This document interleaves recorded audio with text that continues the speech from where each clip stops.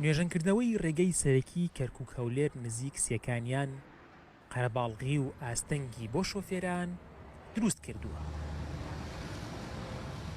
بەو پێی ڕێگەیەکی سەرەکیە و هاتوچۆی زۆری پێدا دەکرێت گرفێت بۆ ئەو شۆفێرانە دروست بووە کە ڕۆژانە پێیدا تێدەپەڕن.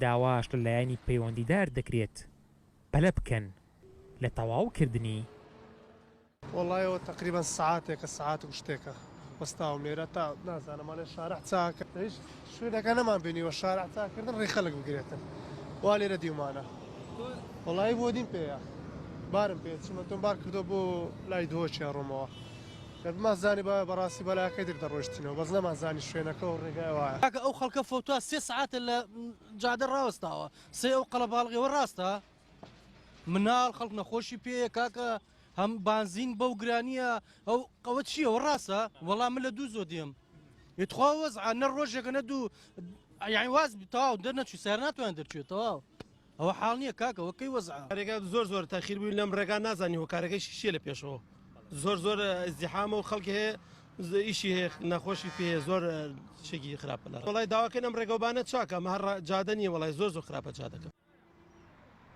بڕیار دراوە جوتسایدەکە بە درێژایی 3 کیلۆمەتر فراوان بکرێت.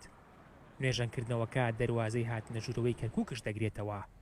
شارەوانیش بۆ تەواوکردنی کارەکانی داوا دەکات هاوڵاتیان هاوکار بن. ئێستا حاڵی حاضر با بڵین لە چوارچێوەی پرۆژەکانی پەرەپێدانی هەرێمەکانی ساڵی 2021 پرۆژەی فراوانکردن و ژەنکردنەوەی شەقا مەسەرەکەەکان یاخود دەواازەکانی شار بە ڕووی هەولێر و سلێمانی و تازە ئەم پرۆژەیە ماوەی با بڵین ئینجازەکەی 180 ڕۆژە و بڕی ئەو پاری کە تەرخان کراوە بە پرۆژەکە 3 ملیار و 770 میلیۆنە.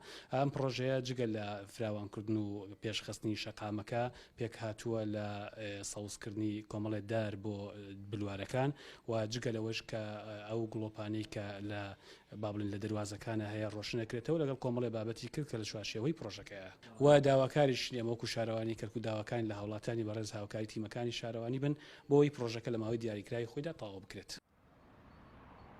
هەرچەندە قەرەباڵغی دروست بووە بەڵام پۆلیسی هاتوچۆ ئامادەییان هەیە. بڕیاریشا بەڕێوەبەرایەتی هاتوچۆی کەرکووک لە جەژنی نەورۆزدا تیمەکانیان لە دەواازەی شاردا بۆ هاوکاریکردنی هاوڵاتیان جێگیر بکەن.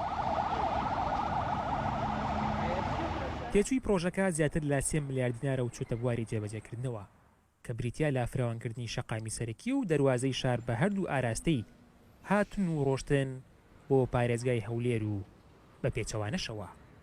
دیار تاڵێب کەناڵی کەرکووک.